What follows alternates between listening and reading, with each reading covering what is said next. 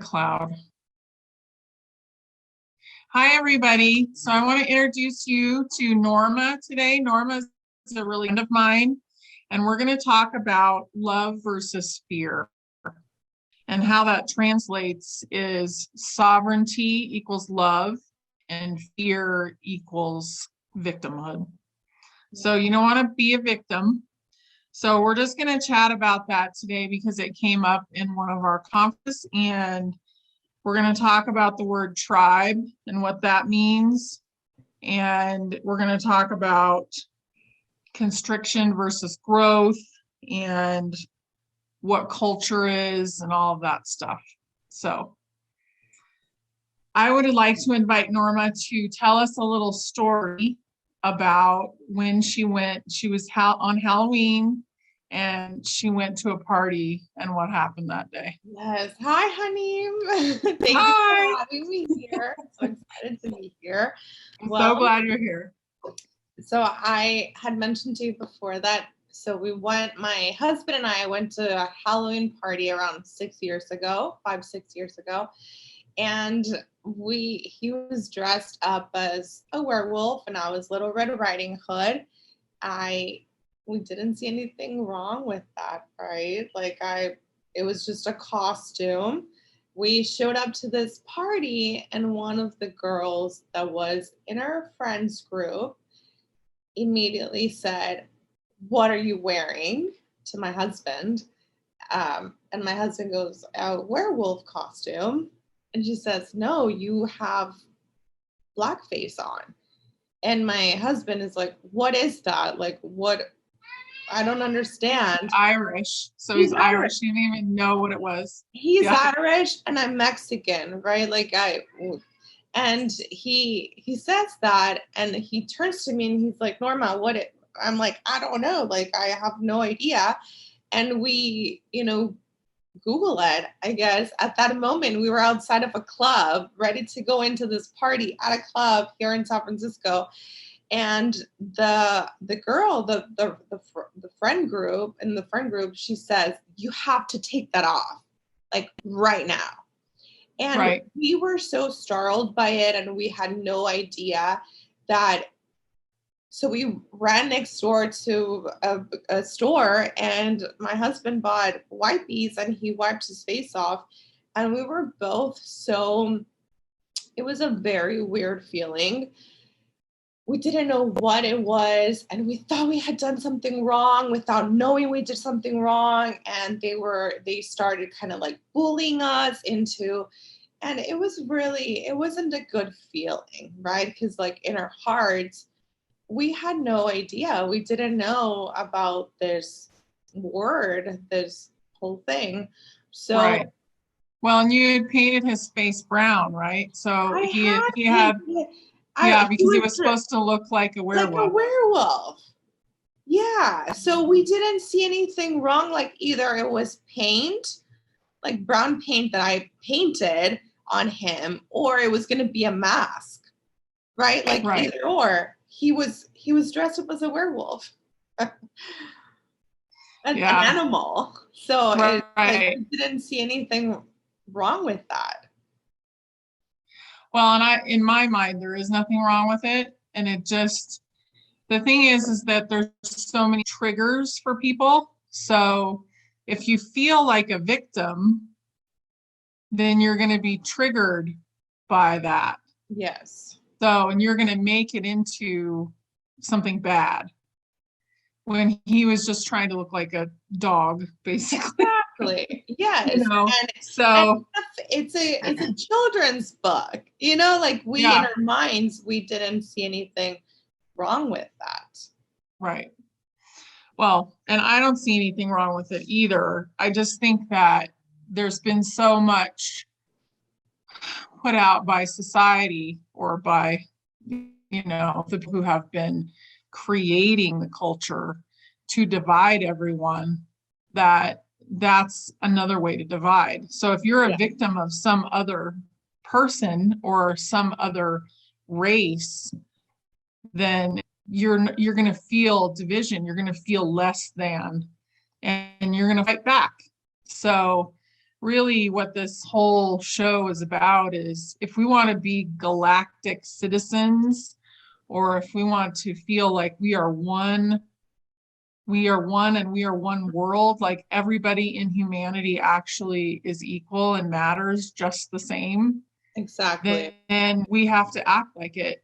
And so this is just kind of a discussion about how to be sovereign or how to be a victim. Exactly. And yeah, so if you feel it comes from love, then you know it's a sovereign feeling.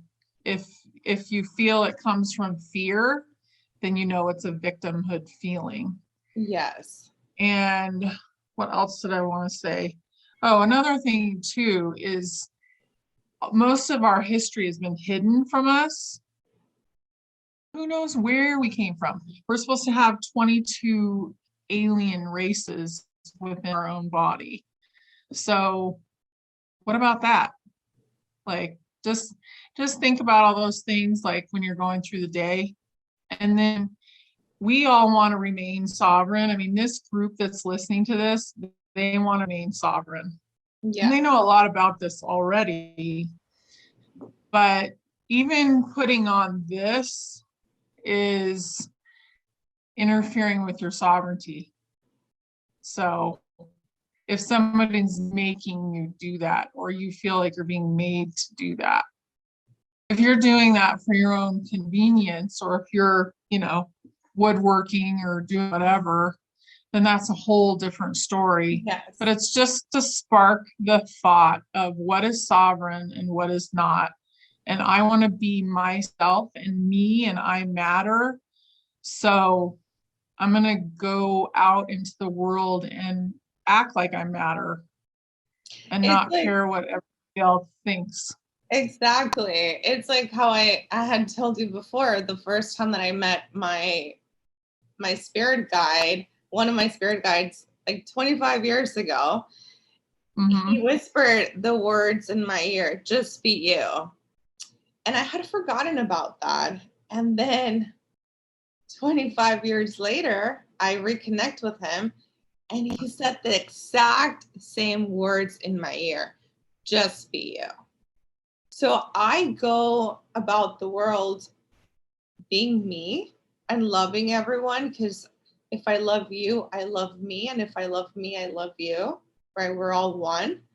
Right. So that's how I see my world. And it goes Yeah. back to like the golden rule, right? Treat others as you want to be treated, just basic things. But if we all conducted ourselves with that, with sovereignty instead of with the victim mentality, the world would just be a much better place. Yeah. But all stand up for ourselves so much easier. Like we wouldn't care if this person over here was thinking something else. We would do what we thought was right for ourselves anyway. And if they infringe on that, just say, no, I'm doing what's good for me, and you can do what's good for you. You know, just that kind of common sense stuff. Feels like common sense kind of went out the window a Yeah, long time ago.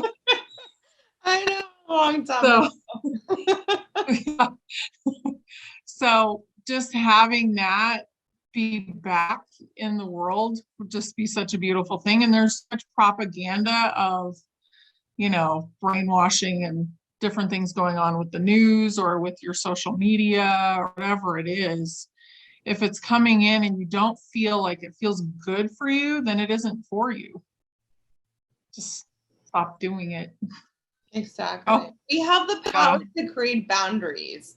And that is Mm-hmm. something that I learned in my early 20s. I mean, late 20s, early 30s, that I Yeah, didn't know that I could create my reality, set up boundaries. If I do not want to watch something, I have the power to take it off, right? Like, oh, yeah, I didn't know that. And I'm pretty sure a lot of people don't know that either, that they have the power to do that. But we do, we have the exactly. power. We create our own Exactly. reality. Mm-hmm. And I think too, like, I know someone who would rent a movie So they'd rent a movie, and this is back when you had to go and get like a disc, right? So they'd rent a movie and they'd bring it home, and if they didn't like it or if it made them upset, they would still watch the whole thing because they had paid money for it. And I'm like, turn it off. Who cares if it makes you upset? Why are you doing that to yourself?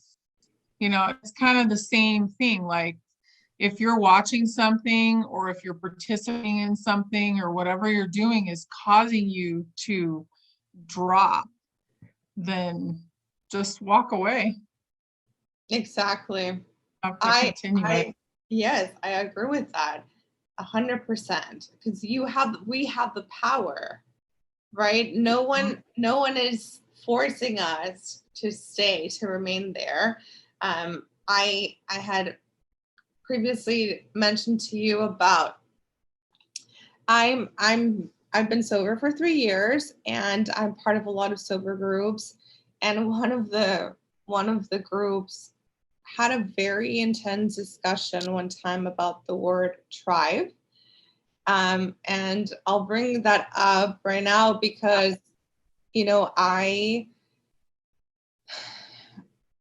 they I don't see anything wrong with the word tribe.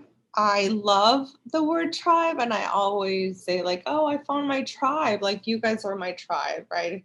The groups that I'm in are my tribe." But one of the groups was very offended by American using that word, Right. right? And I really didn't see anything wrong with that. I love the word and I believe everyone should use it. I mean, I'm Mexican. I come from a line of Aztecs, tribe. Right. Like Well, everyone we comes all from a tried. At tribe. some point, we all had a tribe, Exactly. Exactly. ancestral tribe. Yes. But now we're looking we went and looked at the definition. It's also a culture. Yes. So you can create your own tribe, which is a culture, or you can have a tribe that is an ancestral tribe. Exactly. And that's the way I see it, right? But when this whole discussion started, I decided that I had to create boundaries around those people that were not seeing that and using that as a victim, right? Like Yeah. I decided to remove myself and say, no, like everyone can use that word. If we start picking on our cultures, like I love when I see people from different races using stuff that we have in Mexico, like the otomi embroidery, that we have so many different things. I find it beautiful when I see others using my things from my culture, right? Just how whenever I travel abroad, I have everything with eyes. You've seen like how many like little things I have with eyes. When I traveled to Greece or Turkey, I bought so many things. I'm not Turkish, I'm not Greek, like I'm Mexican, right? But I love it. It makes me so happy to be able to wear. I think it's like spreading the love of other cultures when you're using that. And that's how I see when people use the word tribe or when they, use other from different cultures. Right. And I think, there's all these words used, words or spells. And if we just get past the trigger of whatever the word, brought out to us, then we're free of it and we can think about it in a common sense manner. So I want to mention Ben. So with Ben, I did a video that basically tells you how to clear your ego. And I think that that is so helpful in this time. Like all of us have a lot of like limiting beliefs that have been built up, have subconscious problems that happened, when we were kids, or, all these belief systems and stuff. It might be cultural, it might be something that happened in your family. But if you can clear your ego before you think about the whole thing that just popped up in the field, then you can actually think about it in a way that's not full of fear. So I also want to just talk about the love bubble. We were going to talk about the love bubble today. So I put the link to Ben's video below this. And at the very end of that video, he tells you how to clear your ego. That was his gift to the community. And I'm going to tell you right now how to grow a love bubble. So what does a love bubble do? So a love bubble will keep the residue of the ego out of your body. But it will also keep your energy really strong. So if you walk around with a bubble around your body, you're not going to feel people's energetic interference, is what I would call it. And also, you're not going to be attacked as often because no entity wants to run up and touch a love bubble. So they don't like it. So what you do is you just imagine a bubble, just like you blew with bubbles when you were a kid, small bubble in the center of your body, and grow that bubble. And you want the inside of that bubble to be pink, and you want it to feel kind of like water, like it's a liquidy bubble. And just grow, grow, grow that bubble until that bubble is your entire body. And you can do this in your mind. You don't have to talk out loud. You know, you're on the bus and you're looking like a weirdo. So anyway, do this in your mind. So you've grown that bubble and now it encompasses your entire body. And then think of it as electrified on the outside. So it's filled with electric pink sparks. And you might want to set an alarm for yourself. Like if you feel like you can't keep that love bubble up all day long, like get triggered again, clear your ego, grow the love bubble again. So I set an alarm because our group actually had an attack happening. So we had kind of a nasty demon, I guess you'd call it, that was attacking the group. And so we had a set alarm for hours, and you did another love bubble. Now, when I first started learning how to do this, I would probably have to do a love bubble, I would say 20 times a day. So as you do it more, as you clear your ego and as you deal with each trigger, then you're going to feel better and better and better. So I just wanted to relay that. That's a beautiful gift, honey. That's amazing. Yeah. Thank you. I feel like it's so important for everybody to have access to energetic tools right now because we're being bombarded right now with everybody's feelings and just because of the thing doesn't mean that it's like real. It just means you got triggered by something. So and it's tools that we all can have, right? It's tools that are accessible to all of us. It's tools that have been hidden from humanity, I think. So it's a good thing. So what else, Norma? Norma and I are also doing a nutrition video. So Norma is a certified nutritional coach, and I'm really excited about that. And we will also get that out today. Yes. So, yes. I'm very excited. Thank you. Yeah. Thank you, honey. So everybody just think about whether you're sovereign or being a victim in the moment, and hopefully this video helps in some way. Yes, remember that we can choose, we can set boundaries, and we should just be ourselves. Right. Just be you. You matter. Bye.